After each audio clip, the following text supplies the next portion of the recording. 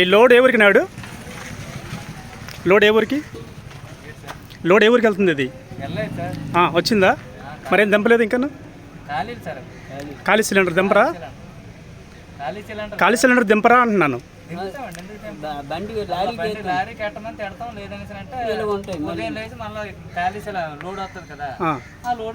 ఇవన్నీ ఖాళీ సిలిండర్ ఎక్కడ వచ్చాయి? ఇవన్నీ ఎక్కడ వచ్చాయి? ఇవన్నీ అవును. ఈ సిలిండర్ మీకు ఎక్కడ నుండి వచ్చాయి అంటున్నా? ఏ లైన్ నుండి వచ్చాయి? వచ్చాయి. ఎన్ని వచ్చాయి సిలిండర్లు? 50. గ్యాస్ ఎందుకు మళ్ళీ పడుకు పెడుతున్నారు ఇవన్నీ మీరు సిలిండర్లని? ఖాళీ అయినా సరే పట్టకూడదు కదా, నుంచి పెట్టాలి కదా. నుంచి పెట్టి ఉన్నాయా? మరేంటి? మరేంటివి? అవి మీకు ఎన్నిసార్లు చెప్పాలి? రూల్స్ అనేవి ఉన్నాయి కదా, నిబంధనలు ఉన్నాయి కదా, మీరు ఎలా పేర్చాలి? మీరు వాటిని ఎలా పేర్చాలి? మీరు ఎలా పేర్చాలి మీకు తెలీదా? ఎలా పేర్చాలి తెలీదా మీకు? బాబు ఏ ఊరు నాటి మీది? అంతకాలం అవుతుంది గ్యాస్ మీకు ఖాళీ అయిపోయి? బుక్ చేశారు మీరు? అంతకాలం అవుతుంది బుక్ చేసి? వచ్చిందా? ఎప్పుడు వచ్చింది? ఇప్పుడు వచ్చింది. ఓటీపీ చెప్పారా మీరు?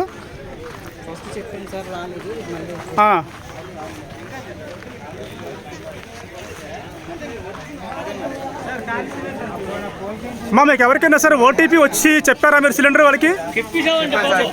చెప్పి ఎంతకాలం అవుతుంది అంటే? ఉండండి, మీకు ఓటీపీ వచ్చిన తర్వాత మీకు ఓటీపీ చెప్పమని వాళ్ళు అడిగారు? మిమ్మల్ని అడిగారా? అందరూ అడిగారా? అందరూ చెప్పారా? ఎంతకాలం అవుతుంది చెప్పి మీరు? ఆగమ్మా, ఆగో. 3 వారాలు అవుతుంది అని చెప్పి ఓటీపీ చెప్పి 3 వారాలు అవుతుంది. 3 వారాలు అవుతుంది. 3 వారాలు అవుతుంది. మే 29 చెప్పాను. ఆగండి అమ్మా. మే 29 చెప్పారు. నేను 25 చెప్పానండి. మే 25 చెప్పారు.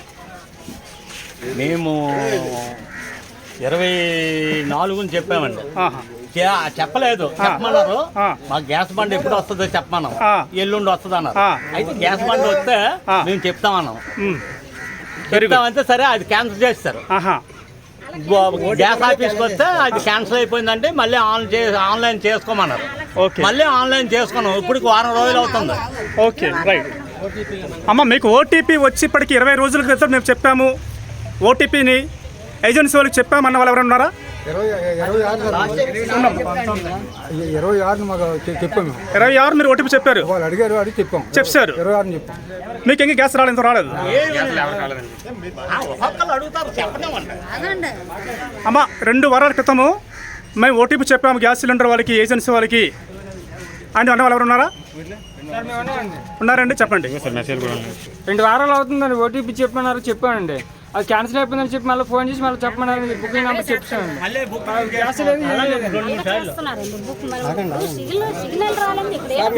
ఈ మెసేజ్లు అన్నీ కూడా మీ తాలూకా మా ఫోన్లో ఉన్నాయా? మా అందరి దగ్గరను అందరికీ ఓటీపీ వచ్చింది. ఓటీపీ చెప్పమని చెప్పారు. సిలిండర్లు అనేవి మళ్ళీ మీకు ఇవ్వటం లేదు. అందరిది ఇదేనా? అందరి వాదన ఇదేనా? ఆగండి అమ్మా. ఇందులో వ్యాపార ఎవరున్నారా? వ్యాపార మండలం వాళ్ళు, జామ్ మండలం వాళ్ళు ఉన్నారు ఎవరైనా? జామ్ ఎవరు?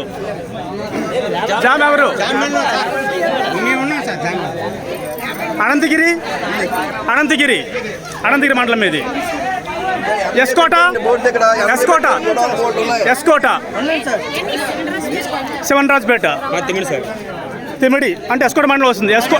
ఎస్కోట మండలం, వ్యాపార మండలం, ఎల్కోట మండలం అంటే ఈ రకంగా ఎల్కోట, జామి, అనంతగిరి, ఎస్కోట, గంట్యాడ మండలం, మొత్తం 6 మండలం. జామి 6 మండలాల్లో కూడా గ్యాస్ ఓటీపీ వచ్చింది కానీ మీకు గ్యాస్ ఇవ్వలేదు. ఇదే వాస్తవం.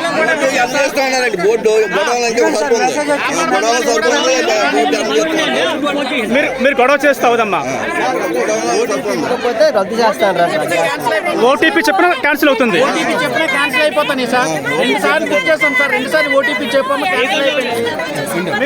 మీరు గోల్ చేస్తే వినబడుతుందా? 2 సార్లు ఓటీపీ చెప్పాం 2 బుక్లకి, నా 2 కూడా క్యాన్సిల్ అయిపోయినాయి. మళ్ళీ ఫ్రెష్గా బుక్ చేసినాము. బుక్ చేసిన తర్వాత మళ్ళీ ఒక 15 రోజులు పోయిన తర్వాత మళ్ళీ ఇస్తున్నారు. ఇది రావడము, బుక్ చేయడము, ఓటీపీలు చెప్పడమే.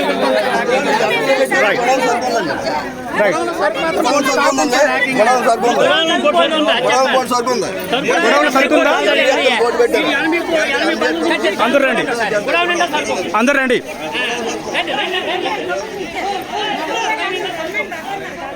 గొడవన్ తాళం ఎవరి దగ్గర ఉందండి? గొడవన్ తాళం ఎవరి దగ్గర ఉంది చెప్పండి. గొడవన్ తాళం ఎవరి దగ్గర ఉంది చెప్పండి. మీరు ఎలా చెప్తున్నారు? మీరు చూసారు ఉన్నాయని?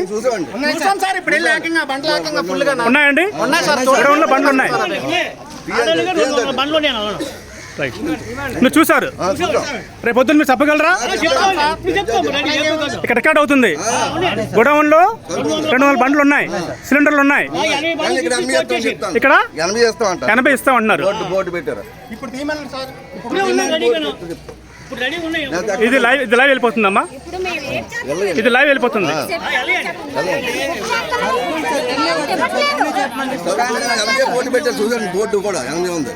ఎక్కడ ఉంది బోర్డు చూపించండి.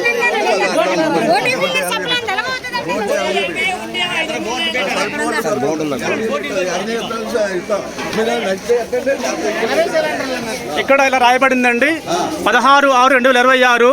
ఈ రోజు 80 సిలిండర్లు మాత్రమే ఆఫీస్ దగ్గర ఇవ్వబడును. దయచేసి కస్టమర్లు అందరూ సహకరించండి. అలాగే ఈ రోజు 2/6/26 లోపు బుకింగ్స్ మాత్రం ఇవ్వబడును అన్నారు. ఇక్కడ 2/6/26 లోపు మాత్రం బుకింగ్ అయిన వాళ్ళకి ఇస్తామంటున్నారు సిలిండర్లు. మీరందరూ కూడా 2/6/26 ముందు ఉన్నవాళ్ళేనా? 2/6/26 లోపు ఉన్న వాళ్ళేనా? రైట్ అమ్మ, మీకు ఒకటి చెప్తున్నానండి. వాళ్ళు పెట్టినటువంటి సమాచారం తాలూకా విధి ప్రకారము, బోర్డు ప్రకారము ఆ లోపు ఎవరైనా సరే మీరు బుకింగ్ చేసినట్లయితే సిలిండర్ మీరు పొందండి. అలా పొందని పక్షంలో నా నెంబర్ ఇస్తాను, నా నెంబర్కి మీరు మెసేజ్ పెట్టండి. ఏం పెట్టినా సరే మెసేజ్ మీరు వాయిస్ మెసేజ్ పెట్టండి, లేకపోతే మెసేజ్ టైప్ చేసి పెట్టండి. ఇప్పుడు గవర్నమెంట్కి, ప్రభుత్వానికి మనం విన్నవిద్దాం, ఇది మన సమస్య.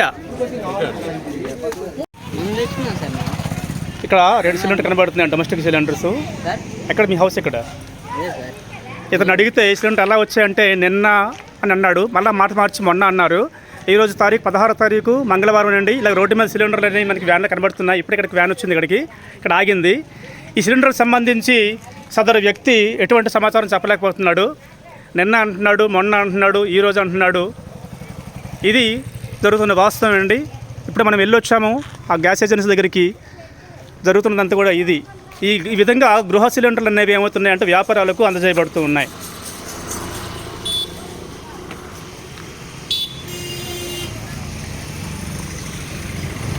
అమ్మ, ఏ సిలిండర్ వాడుతున్నారు మీరు? ఏ సిలిండర్ వాడుతున్నారమ్మా మీరు? సిలిండర్ ఇది డొమెస్టిక్ సిలిండర్ ఎందుకు వాడుతున్నారు మీరు? మీరు వ్యాపారం కోసం వాడాల్సిన సిలిండర్ ఏమిటి? మీ తాలూకా స్వీట్స్ వ్యాపారం సాగుతుంది. ఏ వ్యాపారంలో జరుగుతుంది కనబడుతుంది స్పష్టంగా. అక్కడ గ్యాస్ గోడౌన్ దగ్గర ఇళ్లకు సిలిండర్లు లేక వేలాది మంది, వందలాది మంది అక్కడేమో క్యూలో నిల్చుంటున్నారు, ఎండలో మాడిపోతున్నారు.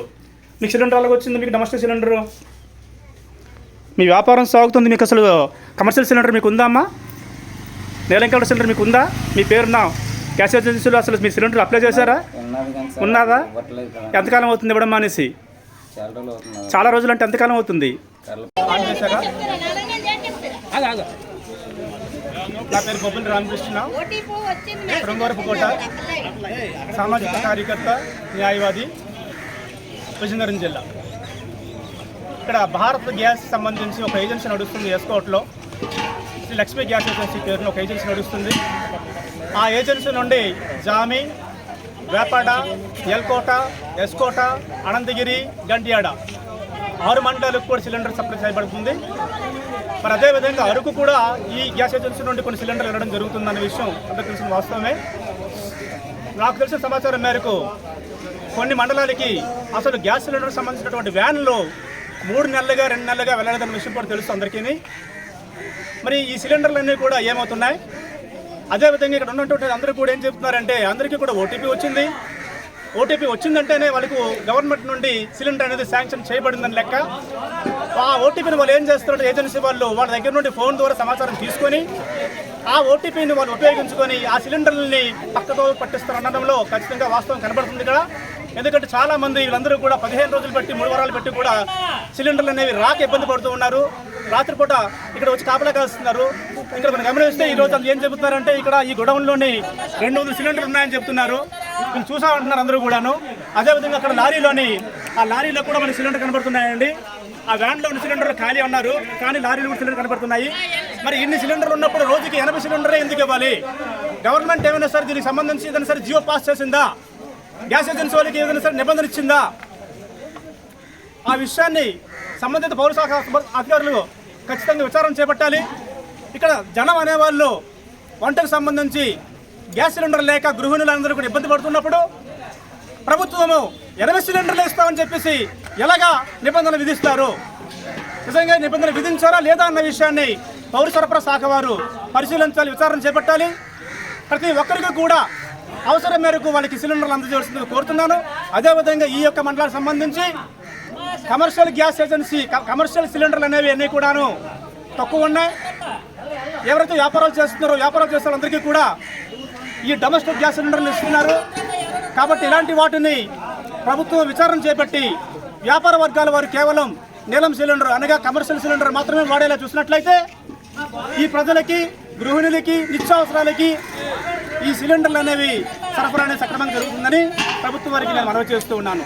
దయచేసి ఇప్పటికైనా సరే జిల్లా యంత్రాంగం స్పందించి పౌర సరఫరా శాఖ వారు దయచేసి వీళ్ళందరి కష్టాన్ని అర్థం చేసుకొని వారి నిత్యం అవసరమైనటువంటి వంటకు కావాల్సిన గ్యాస్ని కనీసం సరఫరా చేసినట్లయితే వారి యొక్క మానవ హక్కులు అనేవి కాపాడబడతాయి. వీళ్ళు మరీ ఘోరంగా రోజుల తరబడి ఈ ఎండలో నిల్చోవలసిన అవసరం అనేది వీళ్ళకు లేదు.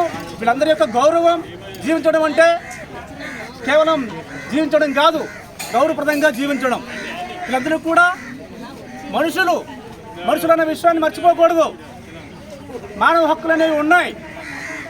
గౌరవంగా వారిని మనం గౌరవించాలి, ప్రతి ఒక్కరిని మనం గౌరవించాలి. రోజుల కొలది ఇలా ఎండలో నిల్చోబెడితే అది చాలా అన్యాయం. దయచేసి ఈ కోణంలో కూడా మీరు అర్థం చేసుకుంటారని చెప్పేసి నేను మనవి చేస్తూ ఉన్నాను. జై హింద్.